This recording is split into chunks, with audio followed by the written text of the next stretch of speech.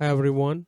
In this series of lectures, we are going to go over Rockwell's RS Logix 500 software, how to set it up, and how to use RS Links Classic with it to communicate with the PLC. And also, we'll go ahead and use RS Logix Emulate 500 software, which is used to simulate uh, a PLC, so you can test your programs and debug it on the computer without actually having a PLC with you. So we'll dive right into it. And first off, we'll go over the setup portion of the classic and emulate, see how we can come up with the program, and then we'll cover up all the stuff that comes in the software package, like what are all each tab has in it, and how to use and add timers, counters, inputs, and all other instructions here.